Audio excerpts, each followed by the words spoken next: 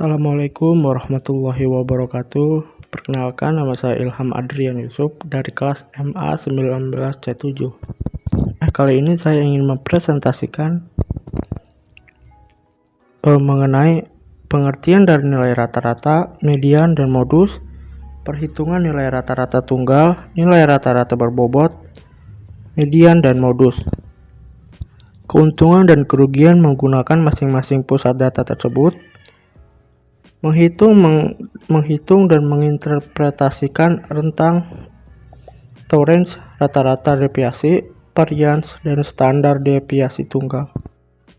Dan keuntungan dan kerugian dari masing-masing ukuran dispersi tersebut. Yang pertama, pengertian dari nilai rata-rata, median, dan modus.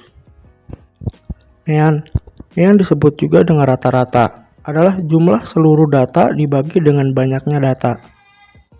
Median disebut juga dengan nilai tengah, adalah nilai data yang letaknya di tengah dari data yang diurutkan. Sedangkan modus adalah data yang sering muncul atau data yang paling banyak. B. Perhitungan nilai rata-rata tunggal, nilai rata-rata berbobot, median, dan modus. Yang pertama, median. Cara menghitungnya itu jumlahkan semua data, kemudian bagi dengan banyaknya data. Nah, ini contohnya. Hitung median dari data berikut: 18, 14, 18, 22, 16, 18, 10, dan 20. Hitung median data tersebut.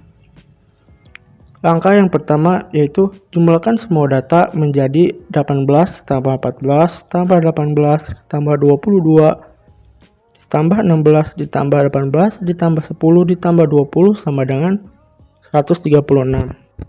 Langkah yang kedua, banyaknya data 8 sehingga median sama dengan jumlah semua data atau banyaknya data, yaitu 136 dibagi 8 sama dengan 17. Yang kedua, median. Median cara menghitungnya yaitu urutkan terlebih dahulu dari data terkecil ke data terbesar. Jika banyaknya data adalah ganjil, maka median tepat ada di tengah atau bisa digambarkan dengan rumus sebagai berikut. Yaitu, jika banyak data genap, maka median adalah rata-rata kedua data yang letaknya tepat di tengah atau bisa menggunakan rumus. Yang pertama, banyak data ganjil. Yaitu tentukan median dari data berikut: 21, 27, 23, 25, 21, 28, 24, 27, dan 29. Cara menjawabnya yaitu langkah yang pertama, urutkan dari data terkecil ke data terbesar menjadi 21, 21, 23, 24, 25, 27, 27, 28, 29. Langkah yang kedua, banyaknya data ada 9, sehingga median tepat ada di tengah-tengah yaitu urutan kelima sama dengan 25. Median sama dengan N ditambah 1 dibagi 2 sama dengan 9 ditambah 1 dibagi 2 sama dengan 5. Data urutan kelima yaitu 25. Nah, yang ketiga, modus. Modus adalah data yang sering muncul atau data yang paling banyak. Cara menghitungnya yaitu cari data yang paling banyak muncul. Contohnya, tentukan modus dari data berikut: 7, 9, 8, 10, 6, 8, 6, 8, 7, dan 8. Cara menjawabnya, dari data tersebut, angka 8 muncul paling sering yaitu 4 kali. Angka 6 dan angka 7 muncul 2 kali, sedangkan angka 9 dan 10 muncul sekali. Maka modusnya adalah 8. Yang C, keuntungan dan kerugian masing-masing pusat data tersebut. Median. Keunggulannya itu yang pertama, rata-rata lebih dikenal banyak orang sehingga penggunaannya pun lebih mudah. Yang kedua, setiap rangkaian data kuantitatif memiliki rata-rata dan hanya satu rata-rata. Yang ketiga, oleh karena serangkaian data memiliki hanya satu rata-rata, maka ukuran pusat data ini dapat digunakan dengan baik dalam prosedur-prosedur statistika seperti perbandingan 2 kali lebih rangkaian data. Kelemahannya itu karena rata-rata dihitung dari seluruh data observasi, maka rata-rata sangat peka terhadap angka data ekstrim. Dengan demikian, rata-rata dari serangkaian data yang memiliki angka-angka ekstrim akan menjadi kurang representatif. Yang kedua, untuk data kualitatif, rata-rata tidak dapat menggunakan untuk menentukan ukuran pusat datanya. Yang ketiga, untuk data yang telah dikelompokkan, hasil perhitungannya tidak mencerminkan rata-rata sesungguhnya. Yang kedua, median. Keunggulannya, median tidak dipengaruhi oleh adanya angka-angka ekstrim dalam data yang tersedia. Kedua, median mudah dimengerti dan mudah menghitungnya, baik dari data yang belum dikelompokkan maupun dari data yang sudah dikelompokkan. Yang ketiga, median dapat digunakan untuk data kuantitatif maupun data kualitatif. Kekurangannya, yang pertama, median hanya dapat ditentukan dari data yang telah diurutkan, sehingga hal ini membutuhkan waktu yang tidak sedikit. Kedua, karena itu, median dihitung bukan mendasarkan pada nilai-nilai data yang mendasar jumlah data. Maka median sulit dijadikan sebagai ukuran pusat data, maka dapat menggambarkan rangkaian datanya. Ketiga, modus. Keunggulannya, seperti halnya pada median, modus dapat digunakan untuk data kualitatif sebaik penggunaannya untuk data kuantitatif. Yang kedua, juga seperti pada median, modus tidak dipengaruhi oleh adanya angka-angka ekstrim pada data yang tersedia. Ketiga, modus juga dapat dihitung oleh data yang telah dikelompokkan dengan kelas terbuka.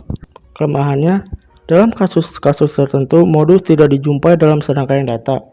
Tentu saja sebagian nilai tunggal yang bertindak sebagai ukuran pusat data tidak digunakan. Demikian juga jika modus yang ada justru lebih dari satu, modus tidak akan digunakan sebagai ukuran pusat data. Yang D. Menghitung dan menginterpretasikan rentang rata-rata deviasi, varians, dan standar deviasi tunggal. Pertama, jangkauan atau range. Apabila kumpulan data sudah diurutkan dari data yang terkecil sampai terbesar, maka range dari data itu adalah range sama dengan data terbesar diambil dari data terkecil.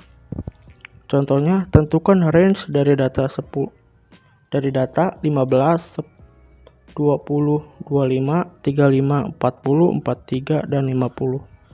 Cara menjawabnya, data terbesarnya sampai dengan 50. Dan data terkecilnya sama dengan 15. Range sama dengan 50 diambil 15 sama dengan 35. Yang kedua, rata-rata deviasi. Untuk sekumpulan data X1, X2, dan X3 sampai Xn yang mempunyai rata-rata X dan nilai mutlak simpangan tiap data, X1 diambil X dan seterusnya sampai Xn diambil X, dijumlahkan kemudian dibagi dengan banyaknya data. Keterangannya Xi sama dengan data ke I, data ke 1, X rata-rata, N banyaknya data. Dan ini juga ada contohnya. Kita lanjut saja ke yang ke varians. Varians merupakan simpangan baku yang dikuadratkan. Contohnya, carilah variansi dari 6, 4, 8, 10, 11, 10, dan 7. Cara menjawabnya, karena tadi di atas sudah dicari simpangan bakunya yaitu S sama dengan 2,33, maka variansinya tinggal mengkuadratkan S2 sama dengan 2,332 sama dengan 5,43.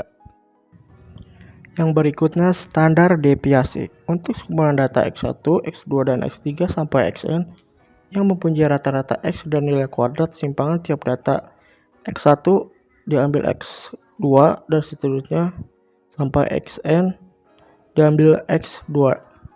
Dan berikut juga ada keterangannya dan ada contohnya juga.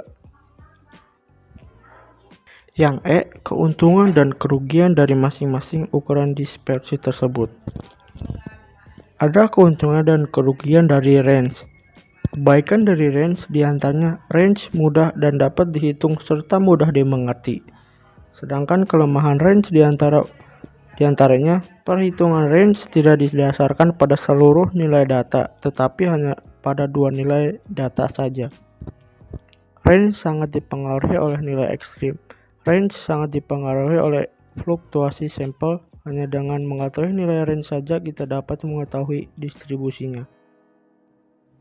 Kedua, semua nilai mutlak dari deviasinya yang bernilai plus dan minus diabaikan dengan artian semua nilai yang ada dinilai positif. Sehingga dalam statistik, cara kerja demikian sebenarnya kurang dapat dipertanggungjawabkan. Inilah kelemahan utama dari deviasi rata-rata, yaitu karena dalam penganalisan data statistik ukuran ini jarang sekali digunakan karena dianggap kurang teliti. Yang ketiga, analisis variansi sering digunakan untuk menguji hipotesis tentang perbedaan rata-rata yang signifikan antara dua kelompok atau lebih. Kelebihan analisis varian ini jika dibandingkan dengan pengujian yang berdasarkan perbedaan antara dua rata-rata adalah pengujian T hanya dapat menguji perbedaan antara kedua rata-rata tersebut saja. Sehingga untuk lebih dari dua rata-rata, kita harus melakukan pengujian terhadap masing-masing rata-rata lainnya. Meskipun hal tersebut menyebabkan meningkatnya tingkat kesalahan yang disebut kesalahan tingkat 1 akan semakin berkurang.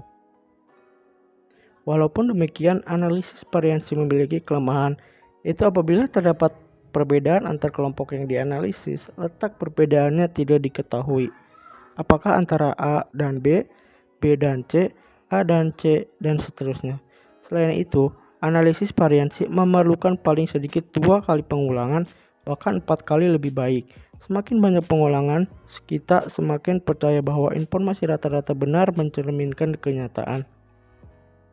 Terakhir, standar deviasi paling menonjol digunakan dalam pekerjaan statistik lebih lanjut, misalnya dalam menghitung kemiringan, korelasi, dan lain-lain. Standar deviasi adalah intisari dalam pengambilan sampel dan menyediakan unit pengukuran untuk distribusi normal. Cukup sekian presentasi dari saya. Mohon dimaafkan jika masih banyak kekurangan. Sekian dari saya. Wassalamualaikum warahmatullahi wabarakatuh.